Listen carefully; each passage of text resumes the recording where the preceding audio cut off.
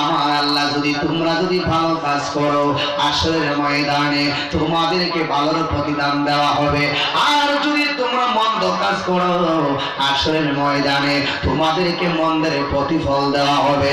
আওয়াজ করে বলেন ঠিক না বেঠিক? আজকে মানুষ আমার নবীর শান বোঝে না, সামনে হইল মিলাদুন নবী, কথা বলেন ঠিক কিনা? এই মিলাদুন নবীর সামনে আমার ভাই মহিউদ্দিন মোল্লা জুলুসের ডাক দিবেন, আমরা সবাই থাকতে চাই কি চাই না? আপনারা যারা মিলাদুন নবীর বিরোধিতা করেন, যদি ভালো না লাগে দরকার হয় না আসবেন, কিন্তু বিরোধিতা করা যাবে না, কথা বলেন না ঠিক না বেঠিক? আমার যুবক ভাইরা, আল্লাহর হাবিবের শান বর্ণনা করব, যেই নবী পয়গম্বর হাসরের ময়দানে আমাদের পক্ষে কথা বলবেন। আওয়াজ করে বলেন না ঠিক না বেঠিক?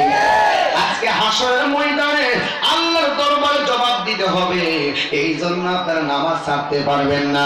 ওই নামাজ আমরা চাই কি চাই না? রোজা আমরা চাই কি চাই না? আল্লাহর হাবিব বলেছেন এই কোরআনের মধ্যে, এই কোরআনের মধ্যে আমার আল্লাহ 82 জায়গায় নামাজের কথা বলেছেন। জুড়ে বলেন কয় জায়গায়? 82 জায়গায় নামাজের কথা বলেছেন। আজকে আমরা যারা মসজিদমুখী হতে পারছি না, আমাদের সকলে মসজিদে যাওয়ার দরকার আছে না নাই? মাথার মধ্যে টুপি নিয়ে মাহফিলে আসবেন। আজকে খবরদার খবরদার, নামাজ পড়তে গেলে বান্দা ওযু করে, ওযু করলেও গুনাহ মাফ হয় কি হয় না? যেহেতু রাত্র বেশি করা যাবে না, যেহেতু মাহফিলটা 1টা-1:30টার পূর্বে শেষ করে ফেলতে হবে, মাহফিল কমিটিদের মর্জি মোতাবেক আমি আপনাদেরকে আমলের স্লোগান দিয়া যাই, এই আমলগুলো আমরা করতে চাই কি চাই না? আজকে হাসরের ময়দানে আল্লাহ দরবারে জবাব দিব। আজকে যতগুলা লোক এখানে হাজির হয়েছেন, 40 জন লোক যেই জায়গায় হাত তুলে গো, সেই জায়গার মধ্যে একজন আল্লাহর ওলি থাকে, ওই ওলির উসিলায় দোয়া কবুল হইয়া যায়। আর বড় করে বলেন আল্লাহু আকবার। এ আমার যুবক এ ভাইরা রে, ও মুরব্বি বাবাজিরা, আমি বলেছিলাম ইন্নাদ্দীনা ইনদাল্লাহিল ইসলাম, আল্লাহর কাছে একমাত্র গ্রহণযোগ্য ধর্ম যেই ধর্মের নাম হইল ইসলাম। নাকি কোনো সন্দেহ আছে? আমাদের ধর্মের নাম কি? আর জোরে কোন ধর্মের নাম কি? ইসলাম ইসলাম ইসলাম। আর ইসলাম ইসলাম ইসলাম, ইসলাম ধর্মে যে ঢুকছে তারে মুসলমান বলা হয়। তাহলে যেই লোকটা নিজের মুসলমান দাবি করে আবার যায় হারামও খায়, এই লোকটা কি আসল মুসলমান নাকি নকল মুসলমান?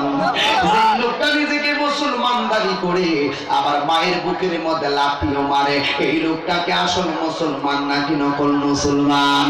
যেই লোকটা নিজেকে মুসলমান দাবি করে, কোরআনে হাফেজ দাবি করে, আবার দয়াল নবীর বিরুদ্ধেও কথা কয়, এই লোকটাকে ইমানদার নাকি বেঈমান? আর জোরে কোন ইমানদার না বেঈমান? এ আমার যুবক এ ভাইরা রে,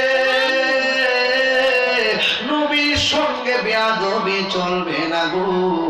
আমার ভাই ওয়ালিউল্লাহ শিখে যেই জায়গায় ওয়াজটা রেখে গেছেন, আমি সেই জায়গা থেকে আপনাদেরকে ইমানের জগতে নিয়ে যাই, আপনাদের শুনতে কোনো অসুবিধা হবে না। আল্লাহর হাবিব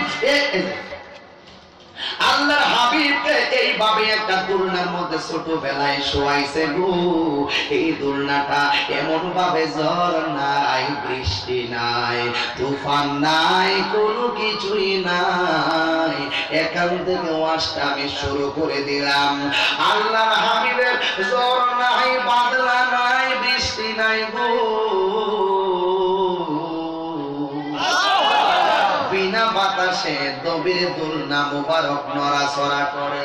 ইন দি মিন টাইমে আব্দুল্লাহ ইবনে আব্বাস রাদিয়াল্লাহু তাআলা আনহু বড় আশ্চর্য হইয়া গেছে গো, কি ব্যাপার, ঝড় বাতাস ছাড়া কেমনে দুলনাটা লড়তেছে? আমার নবী যখন একটু বড় হইয়া গেছে গো, আব্দুল্লাহ ইবনে আব্বাস রাদিয়াল্লাহু তাআলা আনহু এই কথাটা তার সিনার ভিতরে রেখে দিলেন। আমার নবীরে বড় হলে বলবেন। অনেকে নবীর শান বুঝো না, নবীরে নবী হিসেবে মানতে চাও না, নবীরে নিজের মতন বড় ভাইয়ের মতন মনে করো। আমার নবী যে শৈশবে কেমন ধরনের ছিলেন, আল্লাহর হাবিবকে আব্দুল্লাহ ইবনে আব্বাস রাদিয়াল্লাহু তাআলা ডাক দিয়ে বলেন, ইয়া রাসূলুল্লাহ, নবী গো, আমি ছোটবেলায় দেখলাম আপনি নবীর দুলনা মুবারক বাতাস ছাড়া নড়াচড়া করতেছে। ইয়া রাসূলুল্লাহ, নবী গো, কিভাবে দুলনা নড়াচড়া করছে গো? আল্লাহর হাবিব ডাক দিয়ে বললেন, চাচা গো, আমি জন্মগ্রহণ করার পরে, আমি দুনিয়াতে আসার পরে আমার মা যখন আমার দুলনায় বসবাইলেন গো, দুনিয়ার কেউ আমার লইয়া দুলনায় খেলা খেলো আমার আল্লাহ পছন্দ করে নাই। আমার আল্লাহ আমাকে রিসিভ করার সময় যেমন জান্নাতি মহিলা পাঠাইছে, এরপরে দুলনার সময় দুনিয়ার কোনো মানুষ সাথী হয়ে থাকুক আমার আল্লাহ চাই নাই।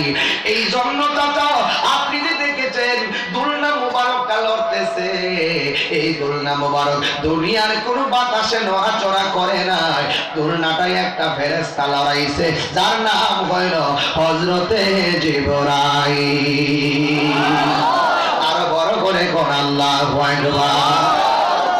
চাচা ডাক দিয়া কয়, নবী গো, ও মায়ার নবীজি, তাই আমি দেখেছি আপনার দুলনা যদি উত্তরে যায়, আকাশের চাঁদ উত্তরে যায়।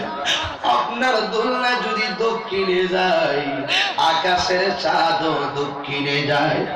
এ আমার আশুগঞ্জ বাজারের বন্ধুরা রে, নবী চিনো না, ভালো করে নবী চিনো। নবী যে কই ধন সম্পত্তি তোমাদের নষ্ট করছে আমি জানি না।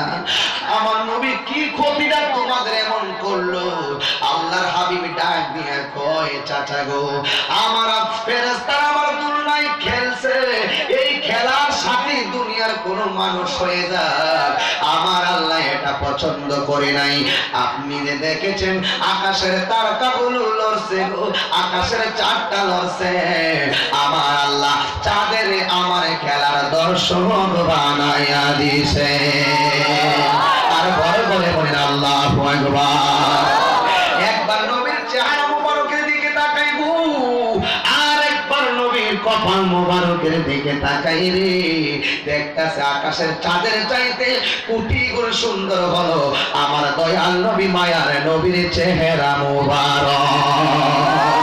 চাঁদের চেয়েও সুন্দর কি, তারার চেয়েও সুন্দর কি, জানা থাকে রে বলো, সুন্দর বাগান দেখিতে মদিনা চলো, সুন্দর বাগান দেখিতে। একটু বড় করে বলেন, আহা চাঁদের চেয়েও সুন্দর কি, তারার চেয়েও সুন্দর কি, জানা থাকে রে বলো, বলবেন না। আমার ভাই মদিনা গিয়েছেন, মারহাবা। আমার ভাইয়ের সঙ্গে মদিনা থেকে আসার পরে সর্বপ্রথম আমার দেখা হয়েছে যাত্রাপুর মাহফিলে। যাত্রাপুর মাহফিলে দেখলাম আমার ভাইয়ের হাতের মধ্যে মুসাফা করলাম, বুকে মুখ মিলাম, চোখের দিকে আমি তাকায়া রইলাম। বুকে হাত দিয়া বলতে পারেন মহিউদ্দিন মোল্লার, বুকে হাত দিয়া বলতে কোন জীবনে কত জায়গায় মহিউদ্দিন মোল্লা গাড়ি নিয়ে ঘুরছে, মদিনার মতো এমন সুন্দর শহর দেখছে,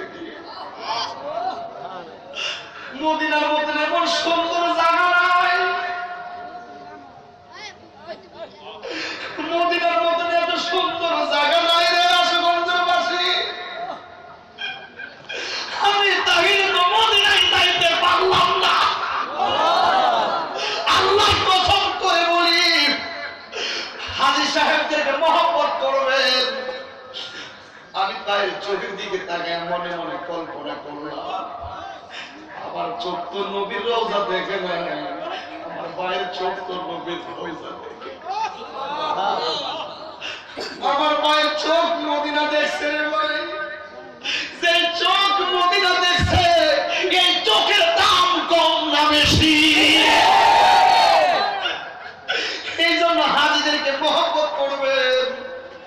মক্কা মদিনার মেহমান যারা, তাদের চোখের দিকে তাকায়া থাকবেন, কারণ ইমানের সাথে যদি চোখে